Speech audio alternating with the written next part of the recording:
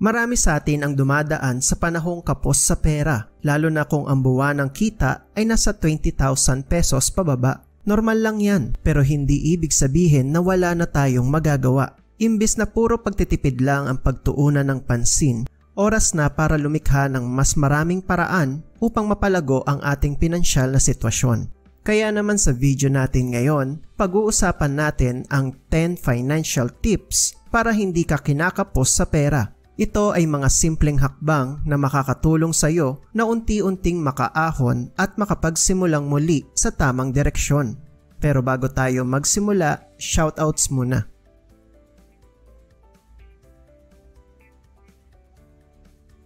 Tip number 1. Pagtuunan ang pagdagdag ng kita, hindi lang pagtitipid. Kung ang iyong kita ay nasa 20,000 pesos pababa, natural lang nakapusin ka. Ang pagtitipid ay mahalaga pero may limitasyon ito. Gaano man kaliit ang iyong gastusin, kung kulang talaga ang pumapasok na pera, mahihirapan ka talaga. Ang tunay na solusyon para makahinga ka ng mas maluwag sa pinansyal ay ang pagdagdag ng iyong income. Para magawa to, tignan mo muna ang market value ng iyong skills at karanasan. Magkano ba ang katumbas ng iyong kakayahan sa industriya mo ngayon? Gamitin ito para humingi ng salary increase sa iyong boss kung pakiramdam mo ay deserving ka na. O mas mainam, humanap ng trabahong may mas mataas na sahod na mas akma sa iyong kakayahan at magbibigay ng mas malaking oportunidad. Kung hindi pa rin ito sapat, maghanap ka ng side hustle o extra racket na magbibigay ng dagdag kita. Maraming oportunidad ngayon na abot kamay mo gamit lang ang iyong cellphone o computer. Halimbawa, kung mahilig ka mag-order online, pwede kang maging affiliate ng mga in-order mo at kumita sa bawat benta sa pamamagitan ng social media post. Pwede ka ring maging reseller ng mga sikat na brands tulad ng damit, makeup o skincare products. Kung may creative side ka, mag-offer ng graphic design services, video editing, voiceovers o gumawa ng promotional videos gamit ang AI tools na madaling matutunan. Maraming oportunidad online. Kailangan lang natin mag-research, matuto ng bagong skill at kumilos. Tandaan mo na mas mabilis kang makakaahon kung marami ang pinagkukunan mo ng pera. Bago tayo magpatuloy, kung nagustuhan mo ang ganitong topic, paki-like at paki-share ang aming video at i-click mo na rin ang subscribe button para lagi kang updated sa mga bagong videos. Salamat! Tip number 2. Mag-ipon ng emergency fund. Hindi ito optional. Ito ay isang obligasyon para sa bawat responsableng individual. Ang emergency fund ay ang iyong pananggalang sa hindi inaasahang pangyayari na maaaring magpabagsak sa iyong pinansyal na sitwasyon. Kaya siguraduhing magtabi ng halagang sasapat sa 3 hanggang 6 na buwang gastusin ng iyong pamilya. Ibig sabihin, kung 15,000 pesos ang monthly expenses mo, dapat may 45,000 pesos hanggang 90,000 pesos kang nakatabi para kung mawalan ka ng trabaho, magkasakit, magkaroon ng biglaang pagpapa-ospital o magkaroon ng di inaasahang problema sa bahay, may sasalo sa iyo habang bumabangon ka ulit. Ito ang magbibigay sa iyo ng kapayapaan ng isip dahil alam mong meron kang madudukot anuman ang pagsubok na dumating at hindi mo nakakailanganin pang umutang sa iba. Simulan mo ang mag-ipon para dito kahit maliit na halaga muna sa bawat sweldo. Kahit 100 o 200 pesos lang, ang importante ay masimulan mo na at maging consistent ka sa pagdaragdag. Ilagay ito sa isang hiwalay na bank account na hindi mo basta-basta magagalaw. Tip number 3. Sundin ang simpleng formula. Ipon muna bago gastos. Ito ang pinakamakapangyarihang financial habit na maaaring magpayaman sa iyo at tinatawag itong pay yourself first. Imbis na kita minus gastos equals ipon, ang tamang mindset ay kita minus ipon equals gastos. Na ang ibig sabihin, sa tuwing sumasahod ka, unahin mong maglaan ng porsyento ng iyong sweldo para sa ipon bago ka gumastos sa iba pang bagay. Halimbawa, kung sumasahod ka ng 10,000 pesos, unahin mong ilagay ang 1,000 pesos o 10% sa iyong savings account at ang natitirang 9,000 pesos ang siyang kailangan mong pagkasyahin sa iyong mga gastusin para sa buwan. Kahit maliit lang sa simula tulad ng 5% o 10% ng iyong sweldo ay okay na. Ang mahalaga ay ma-develop mo ang disiplina sa pag-iipon. Kapag nasanay ka kasing nag-iipon, unti-unti kang makaagawa ng mga paraan upang mas lalong lumaki ang ipon mo. Mas magiging kontrolado mo ang iyong pera at maiiwasan mo ang pagiging kapos tuwing katapusan ng buwan dahil meron ka nang nakatabi para sa iyong kinabukasan. Mas madali itong gawin kung naka-automate. Pwede kang mag-set up ng automatic transfer galing sa iyong checking account papunta sa iyong savings account pagkapasok pa lang ng iyong sweldo.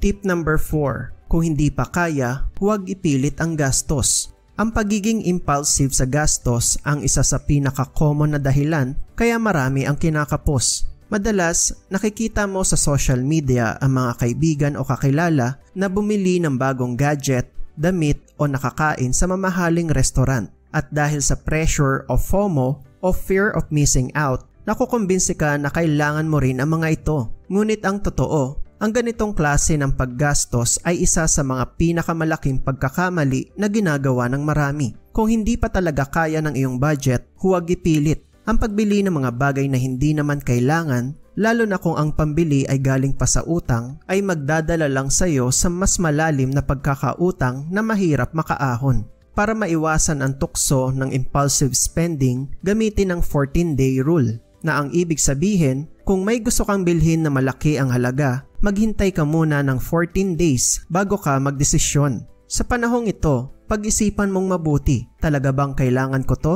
Meron ba akong pambili nang hindi naaapektuhan ang aking ipon o bayarin? Kapag nasubok mo na ang iyong sarili, kadalasan, ang panandaliang paghanga ay lumilipas at marirealize mong hindi mo naman pala talaga kailangan. Mas mabuting gamitin ang perang yon para sa mas importanteng bagay tulad ng essentials, ipon o investment na magpapalago ng iyong pera. Matuto kang maging kontento sa kung ano ang meron ka at mag-focus sa iyong financial goals.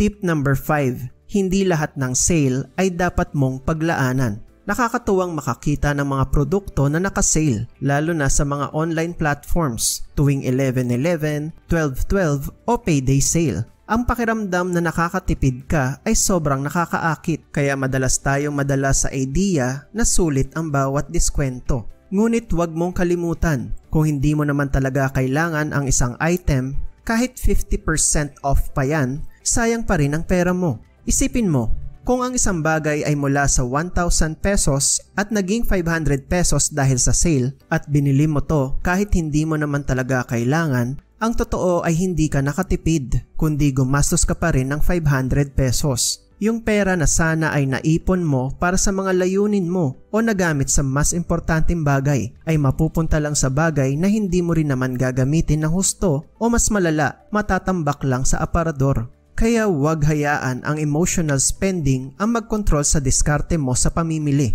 Bago ka mag-add to cart o mag-check out, tanungin mo ang iyong sarili. Kailangan ko ba talaga to? Gagamitin ko ba to ng mas madalas? At sulit ba ang bawat sentimong ilalabas ko? Magplano bago bumili at gumawa ng shopping list para hindi ka madaling matukso ng mga sale na hindi naman talaga makakatulong sa iyong financial goals. Tip number 6. Umiwas sa bad debt. Ang utang ay parang kadena na gumagapos sa iyong kalayaan at nagiging pabigat sa iyong isipan. Kung hindi mo kayang i-manage ang utang, iwasan mo na lang, lalo na kung ito ay yung tinatawag na bad debt o yung mga utang na ginagamit sa pambili ng mga luho. Madalas, marami ang hindi makatulog sa gabi, hindi makapag-focus sa trabaho at nasisira ang relasyon sa pamilya at kaibigan dahil sa bigat ng utang. Ang bawat sentimo na binabayad mo para sa utang ay napupunta lang sa pagbabayad ng interes tulad ng sa credit card o sa mga 5-6 na pautang. Yung pera na sana ay magagamit mo para sa iyong sarili, sa iyong kinabukasan o sa iyong pamilya. Kaya naman, isa sa pinakamahalagang layunin mo sa pinansyal ay ang maging debt-free at may dalawang paraan para makabayad ka ng utang.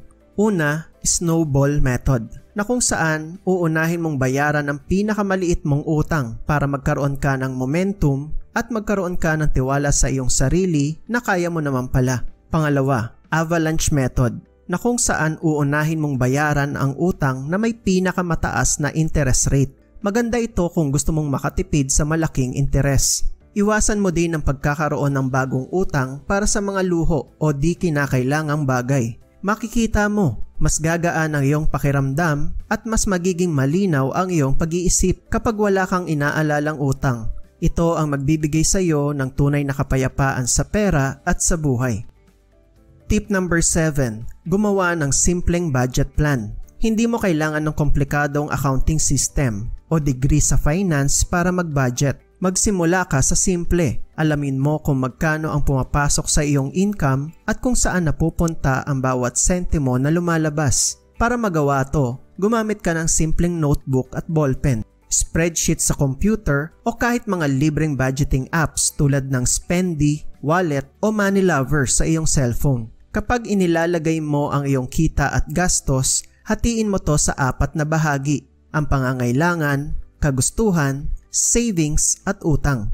Kapag malinaw na sa iyo ang daloy ng iyong pera, mas makakagawa ka ng matalinong desisyon kung saan ka magbabawas o maglalaan ng mas malaki.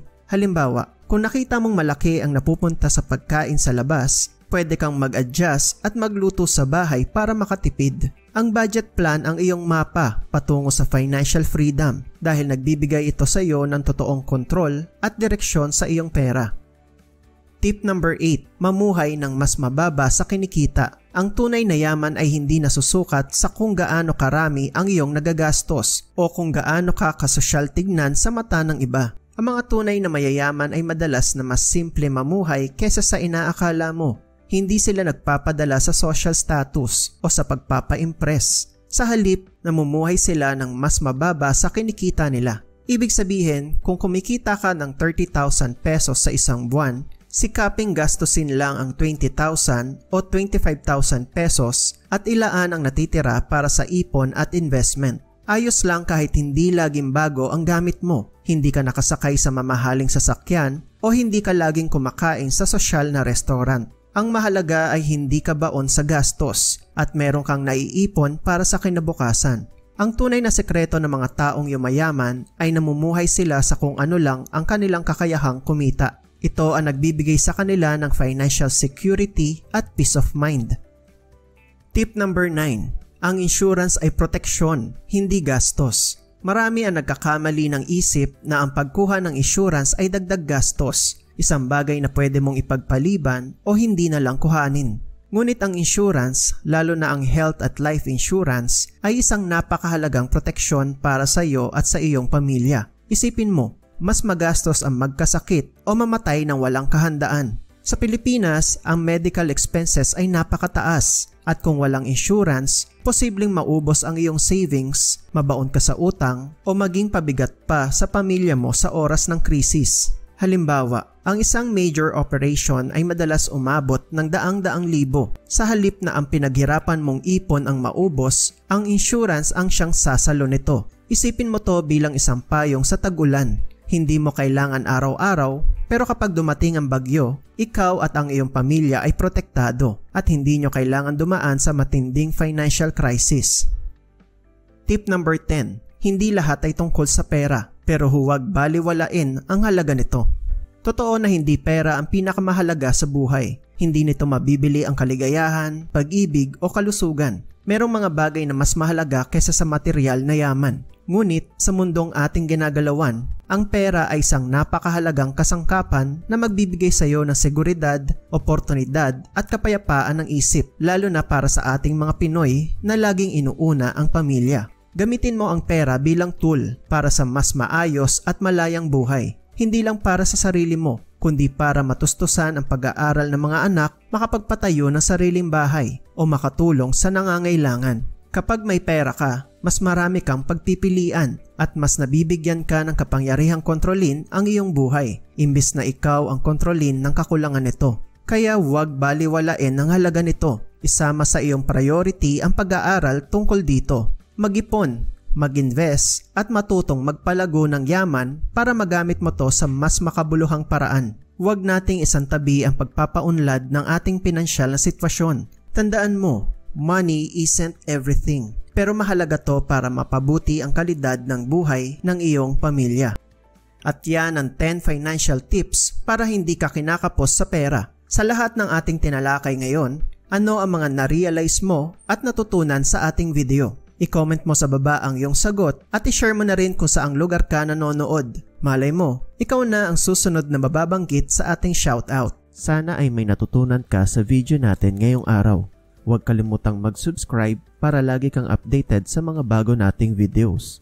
Mag-like, mag-comment at i-share mo na din ang video na ito sa iba. Paki-follow na rin ang iba pa naming social media accounts. Maraming salamat sa panonood at lagi mong tandaan na ikaw ay magtatagumpay.